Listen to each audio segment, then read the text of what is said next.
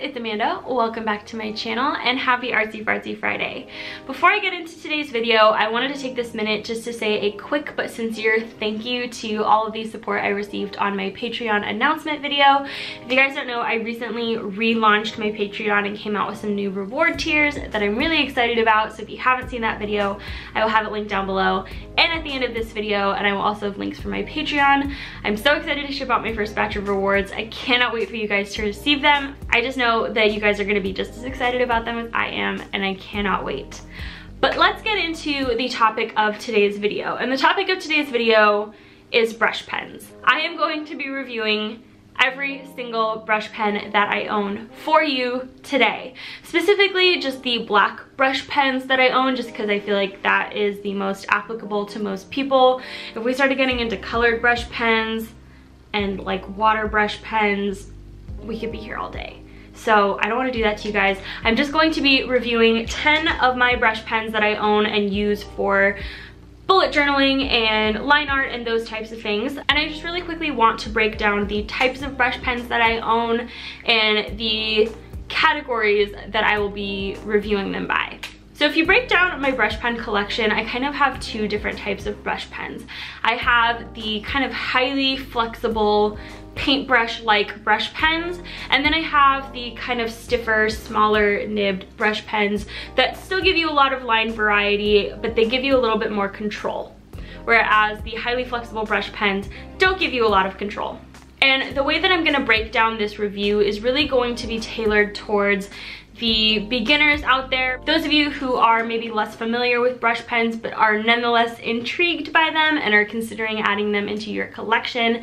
This video is for you guys.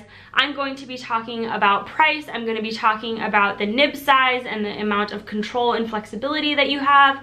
I'm going to be talking about ink flow, I'm going to be talking about just the general size of the brush pen and if there's anything special or unique about it. And then I'm just going to be giving you my insight on whether or not I would recommend this brush pen and who I would recommend it for.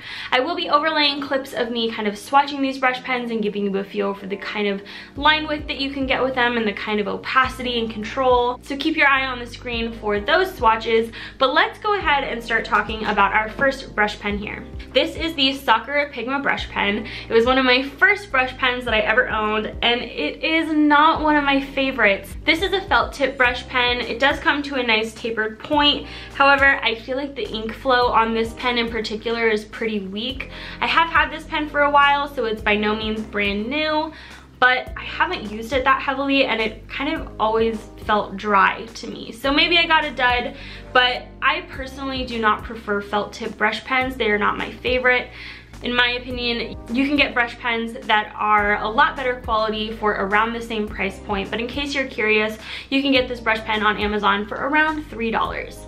And just a note about prices, prices are going to vary drastically depending on where/when you buy. If you go to your local Michael's right now, you could probably pick one of these bad boys up, open stock, use a 40% off coupon, and grab it for around $1. If you're buying online, sometimes pens are cheaper, but sometimes they're more expensive just because of the hassle a company has to go through to ship you a tiny freaking pen. So if you have Amazon Prime and you click the link down below, you can get this pen for around $3 and get it delivered to you for free in 2 days. I do have an affiliate link, so if you do choose to do that, it does go to support my channel, but by no means do you have to do that because you can probably find this pen cheaper everywhere else. Okay, disclaimer done. The next brush pen I want to talk about are actually two that I found at my local Daiso. If you guys don't know what Daiso is, it's kind of like a Japanese dollar store where everything is $1.50. I found these two zebra brush pens at my local Daiso and they came in two different sizes. So one is a small and one is a medium. And you can kind of just see the size difference briefly there. These are nice brush pens. They kind of fall into that category of being a little bit stiffer, a little bit easier to control. So for beginners out there, I actually do think that this is a good style of brush pen to start with. And the different size of the nibs actually doesn't make that big of a difference. I kind of feel like you get the same level of control with both of these. They can both create pretty broad strokes and they can both create pretty fine strokes. So it really comes down to just whatever's available. I actually don't notice a huge huge difference between these two. And like I said, you can get them for around $1.50 at your local Daiso, or you can get them for around $3 each on Amazon, which again, it's so weird that the price difference is that drastic.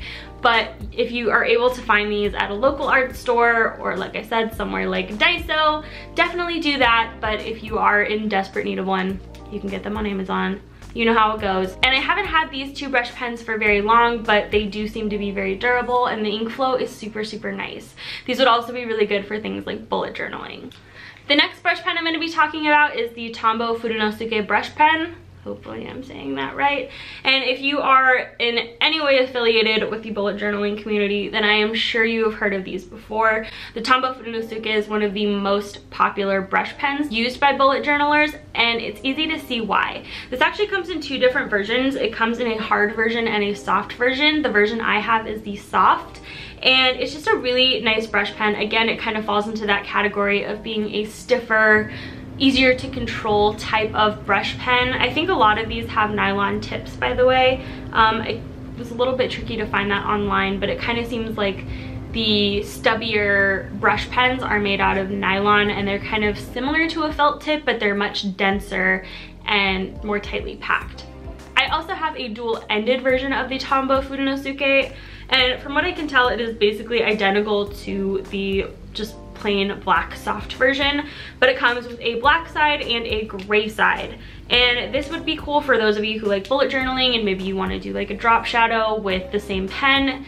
It may be good for traveling in that way, but the reason I don't typically go for dual-ended pens is because I feel like you're only getting half the amount of ink that you would actually use. Like for me, the black side of the pen is definitely gonna run out way faster than the gray side, and then you're stuck using the gray side even though the black side is dead, and then it just gets complicated. I don't like getting half the amount of ink that I would in a pen like this.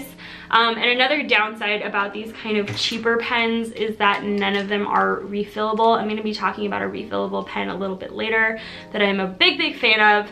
But that is kind of one downside, is that these pens are pretty skinny, they're pretty tiny, they're probably gonna run out after a few months of use, and especially if you're using them constantly. So that is one thing. I have had this for several months and it's still going strong, but it's not like the pen I reach for every single day. So the Tombow Fudenosuke are pretty nice. You can get it in a hard version and a soft version, or a dual-ended version if you prefer. And I will have links for all of these down below on Amazon. They go for around $3 to $5 a piece, depending on which one you get and depending on the seller you get them from. But I actually have not seen these in any physical stores, so I can't really tell you the physical store prices. That's just based on, you know, what you're able to find. But yeah, online, I feel like they're pretty reasonable. I feel like anything under $5 for a brush pen is definitely on the cheaper side, but it's kind of a big range. Like $1 to $5 is the cheap side, and then anything $5 plus is a little bit pricier. So kind of know, it kind of depends on your personal preference and situation there. The next brush pen I want to talk about is another dual-ended one. Again, you guys kind of already know how I feel about the dual-ended one. It kind of feels like a rip-off that you're only getting half the amount of ink for each side. It'd be cool if it was like an extra long pen, or like a little bit wider to house a little bit of extra ink. I do feel like the Pilot size is a little bit bigger than the Tombow. I feel like maybe it's holding more ink in there, but maybe it's also just because like you can see the ink kind of floating around in there, which is kind of cool, I guess. But this is another same situation. It actually looks very identical to the Tombow Fudenosuke brush pen. I kind of feel like Pilot was coming for their weave on that one. And again, it just has a gray side. It's a very thick, sturdy pen. It feels really, really nice in your hand. And I do feel like the black ink in the Pilot brush pen is maybe a little bit richer, maybe a little bit like more oomph to it, and it maybe gets like a little bit more flexibility than the Tombow, but they're really, really similar in my opinion. And if you find one or the other, they're pretty much gonna do the same thing. The Pilot ones are a little bit more expensive. They go for around $5 a piece, and this is actually my only Pilot brush pen that I've tried. So I don't know if that's true for all of their brush pens, but for this one it was around $5. The next brush pen that I'm gonna talk about is probably my favorite brush pen of all time, and I know that's a bold statement, but I think I have to give it to the Pentel Pocket Brush Pen. I know everyone and their mom has this pen, it uses this pen, it talks about this pen, But it really is like that good of a brush pen. It really does live up to its reputation, and the biggest reason why this brush pen takes the cake is because it is refillable. And not only do they sell the refill cartridges of this pen, you can also just refill the cartridge it comes with any ink that you want, which is a really big deal to me. I like the versatility that that gives me. The ink that comes in the Pentel Pocket Brush Pen, if I remember correctly, is Copic proof but not waterproof. And right now I have my Pentel Pocket Brush filled with a pen that is waterproof but not Copic proof. So you can basically just refill it with an ink that better suits your needs, and that is not only more environmentally sustainable because you're not throwing away a pen and buying a new one every single time, but you're also just not even throwing the cartridge away, you're refilling the ink cartridge. And as you'll be able to see, my ink pen is pretty dry and crusty right now. It is almost empty, but it's still going strong, and I've refilled this pen dozens and dozens and dozens of times. I think this pen has lasted me through 3 Inktober's, and it's still in great condition. And the other thing that I really love about it, as you'll see, is that it's a much kind of longer, more brush-like tip, which gives me a lot of flexibility. It's a little bit harder to get used to a brush pen like this. I definitely would not recommend this as the first brush pen you get right out the gate when you're trying to start using brush pens. I don't think it's necessarily beginner friendly, but it is a really, really beautiful pen. And if you find yourself trying these kind of more stiff-nibbed brush pens and liking them, this is kind of the natural next step to take, and I do highly, highly recommend this. This is the only brush pen featured in this video that is refillable, and that is really the #1 reason why it takes the cake for me. I hate when pens run out of ink, and I hate having to buy a new pen, especially if it's a pen that I really, really like. The fact that it's refillable makes it that much better. Okay, that is my spiel about the Pentel Pocket Brush Pen. It is a little bit more on the pricey side, so if you were to buy this pen, you can buy it on Amazon. Again, all the pens in this video are linked down below. The whole affiliate thing, if you want to do that and support my channel, then great. But I would actually recommend going to Michael's and picking this up using a 40% off coupon to bring it down to that like $5, $6 mark instead of the $10 that you would pay online. So that would be my advice. Go get you one of these. They're amazing. Kind of a pen that is similar to the Pentel Pocket Brush Pen would be the Copic Gasenfude brush pen.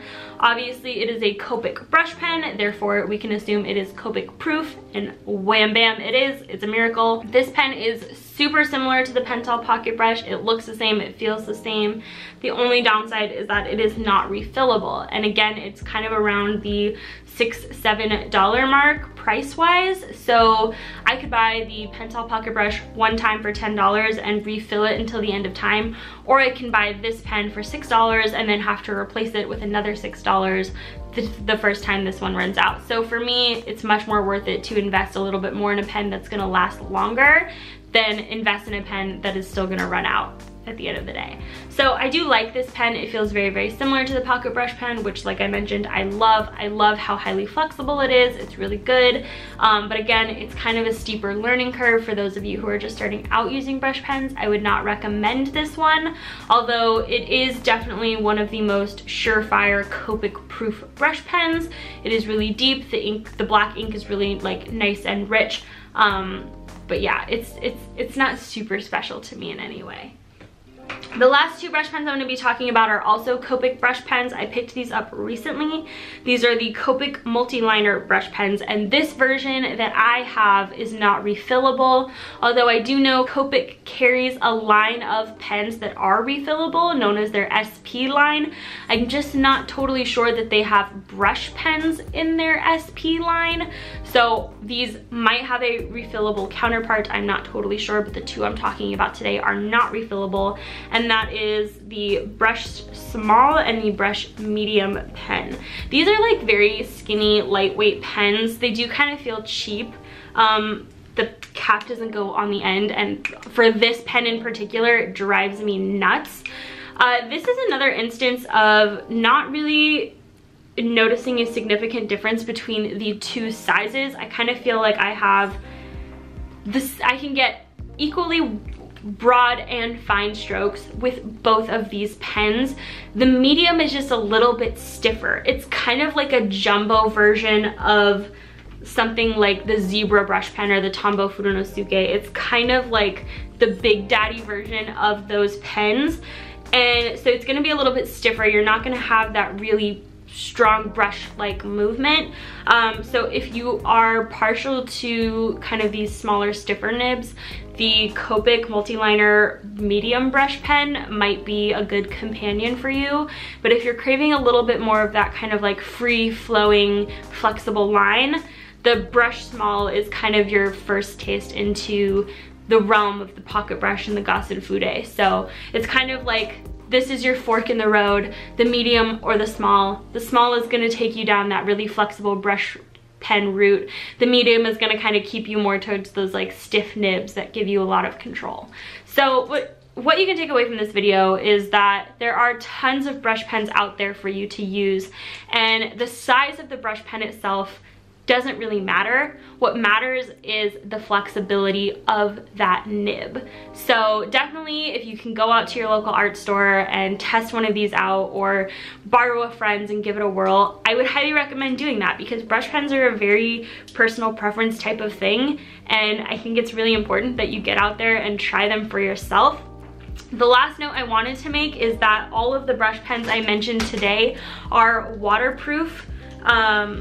I have tested them out with watercolor, and I will kind of put that up on the screen here. They hold up to water pretty well. You may get a little bit of fading, but you don't get hardly any bleeding or smudging. The same goes for Copic. They are pretty much, for the most part, Copic proof, with the exception of the ink I have in my pocket brush pen not being Copic proof, but again, I'm pretty sure the ink it came with was Copic proof. So just a little side note for you guys. Again, you may experience a little bit of fading, but you won't get any smudging or bleeding or anything like that. So yeah, that brings me to the end of my brush pen review, reviewing every brush pen I own. Pew, pew, pew, pew. This is YouTube now, trying to do crazy things. Hopefully you guys liked it. If you did, please give it a thumbs up and subscribe. I do videos every single Friday, and if you want to get notified, hit the bell. Whatever I have to tell you guys now. The internet sucks. But thank you for watching. I really appreciate it, and I hope to see you guys back here next week with my brand new video. Okay, I will talk to you guys later. I love you so much. See you on the internet.